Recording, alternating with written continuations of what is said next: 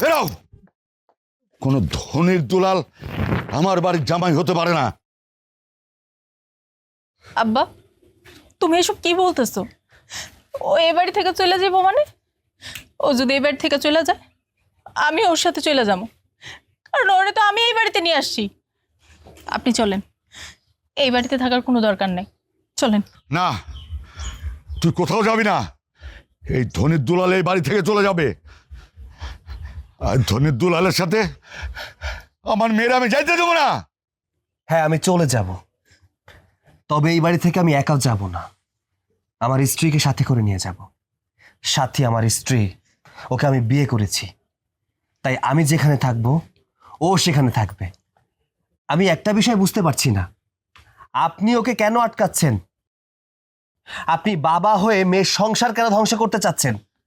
আমি যেহেতু ওকে বিয়ে করেছি, আমরা তো সংসার করব, ও আমাকে ভালোবাসে, আমি ওকে ভালোবাসি, তাহলে এখানে সমস্যাটা কোথায়? বুঝতে পেরেছি, সমস্যা আমি একজন শিল্পপতির ছেলে, আমি বড় লোকের ছেলে, আমার টাকা পয়সার অভাব নেই, এটাই তো। কিন্তু এখানে আমার ভুলটা কোথায়? আমার অপরাধ কোথায়? আমি তো আমার অপরাধ দেখতে পাচ্ছি না। আমি আপনার মেয়েকে ভালোবাসি, আমি আপনার মেয়েকে বিয়ে করেছি যেহেতু, সেহেতু এখানে তো আপনার সমস্যা থাকার কথা নয়। আর আপনি প্রতিনিয়ত বড় লোকের ছেলেদের পছন্দ করেন না। আমি মানছি যে এই কথাগুলো আমি আপনার কাছ থেকে লুকিয়েছি। কেন লুকিয়েছি সেটা তো আগে জানবেন। আমি আপনার মেয়েকে ভালোবাসি বিধায় তো এই বিষয়টা জানাতে চাইনি। আমি শুনেছিলাম ওর মুখে যে আপনি বড়লোকদের পছন্দ করেন না, কিন্তু আজকে আপনার বলতে হবে আপনি বড়লোকদের কেন পছন্দ করেন না। আমি শুনবো আপনার কাছ থেকে। কেন আমি বড় লোক পছন্দ করি না? কারণ বড় লোকরা গরিবের কষ্ট দুঃখ বুঝে না। শুনতে চাও তুমি? হ্যাঁ, শুনতে চাই। তাইলে শোনো। এই, তোর কি চা আনতে এতক্ষণ লাগে নাকি? হ্যাঁ,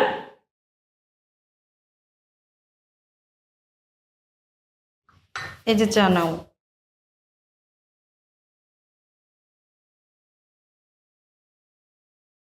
এই হারামজাদি, আমি না তোরে বলছি তুই আমার সামনে যখন আসবি এইভাবে আসবি না। আমি আবার কি করলাম?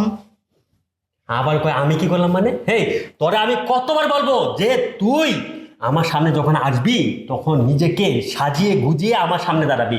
ফকিন্নির বাচ্চা। তুমি আমার সাথে খারাপ ব্যবহার করতেছো, আর তুমি আমার বকা দিচ্ছ কেন? আমি কি ভুল করেছি বলো?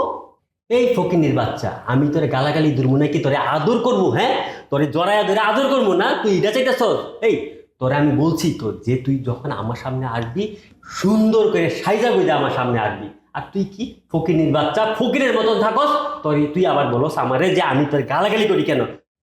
দেখো, তুমি তো আমাকে ভালোবেসে বিয়ে করেছো, তুমি তো জানো আমি তোমাকে কতটা ভালোবাসি, আর তুমি কেন আমার সাথে খারাপ ব্যবহার করতেছো?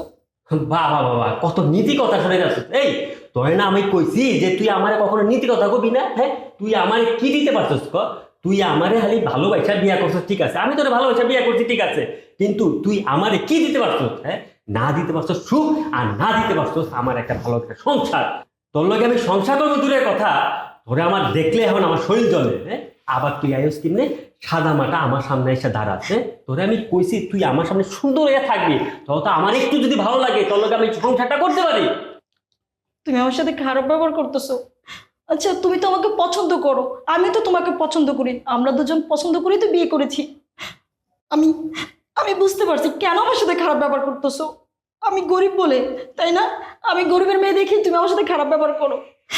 আজ পর্যন্ত আমার বাবা তোমাকে কিচ্ছু দিতে পারে নাই, এই জন্য তুমি আমার সাথে খারাপ ব্যবহার করো। কিন্তু তুমি তো জানো আমি তোমাকে কতটা ভালোবাসি। শোনো, তোমার টাকা পয়সা সব কিছু আছে, কিন্তু তোমার মধ্যে ভালো একটা মন নাই। শোন, তোরে আমি সাফ সাফ করে একটা কথা কইতেছি, তুই আমার জীবন থেকে সইরা যা, এখনো সময় আছে। আর না হইলে কোন দিক দেখবি আমি তোর গলা টিপে মাইরা ফেলাই। আমার চোখের সামনে থেকে এখন যা। তুমি তুমি আমাকে গলা টিপে মেরে ফেলতে পারবা? তুমি তুমি এটাই চাও, তুমি এটাই চাও যে আমি তোমার জীবন থেকে অনেক দূরে চলে যাই, তাই না?